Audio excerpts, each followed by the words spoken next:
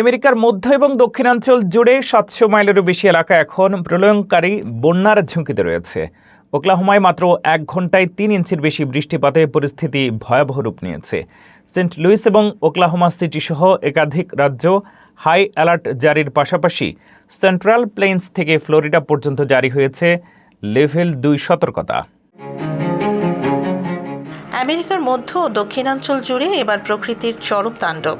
প্রায় ৭০০ মাইলেরও বেশি বিস্তৃত এলাকা জুড়ে একের পর এক ট্রপিক্যাল ডাউনপোর বা প্রবল বর্ষণের কারণে চরম বন্যার ঝুঁকিতে পড়েছেন লাখ লাখ মার্কিন নাগরিক।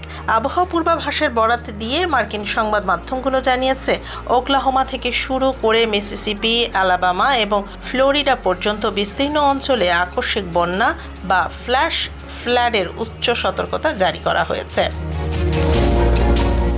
সপ্তাহের শুরু থেকে ওকলাহোমা সহ পার্শ্ববর্তী অঞ্চলের ওপর দিয়ে বয়ে যাচ্ছে তীব্র ঝড় বৃষ্টি। পরিস্থিতি কতটা ভয়াবহ তা বোঝা যায় ওকলাহোমার দক্ষিণ পশ্চিম অঞ্চলের চিত্র দেখে, যেখানে মাত্র ১ ঘন্টায় রেকর্ড ৩ ইঞ্চির বেশি বৃষ্টিপাত হয়েছে। ফক্স ফোরকাস্ট সেন্টারের তথ্য অনুযায়ী সেন্ট্রাল প্লেইন্স থেকে শুরু করে মিসিসিপি এবং অ্যালাবামার উপকূলীয় অঞ্চল পর্যন্ত এই বন্যার ঝুঁকি প্রতিনিয়ত বাড়ছে। ইতিমধ্যেই নেব্রাস্কা থেকে শুরু করে পশ্চিম ফ্লোরিডা পর্যন্ত লেভেল ২ ফ্ল্যাশ ফ্লাড অ্যালার্ট বা আকস্মিক বন্যার দ্বিতীয় স্তরের সতর্কতা জারি করা হয়েছে, কারণ আগের বৃষ্টিতে মাটি ইতিমধ্যে অতিরিক্ত পানি শোষণ করে সম্পৃক্ত হয়ে আছে। সেন্ট লুইস এবং ওকলাহোমা সিটির মতো বড় শহরগুলোও এই মুহূর্তে চরম ঝুঁকিতে রয়েছে।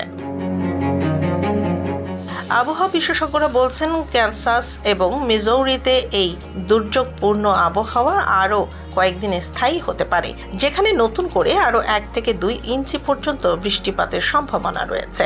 তবে এই বিধ্বংসী বন্যার আশঙ্কার মাঝেও স্বস্তির খবর হলো, মধ্য আমেরিকার যে শহরগুলো এতদিন তীব্র খরায় পড়ছিল, এই বৃষ্টি সেখানে কিছুটা হলেও স্বস্তি এনে দিয়েছে।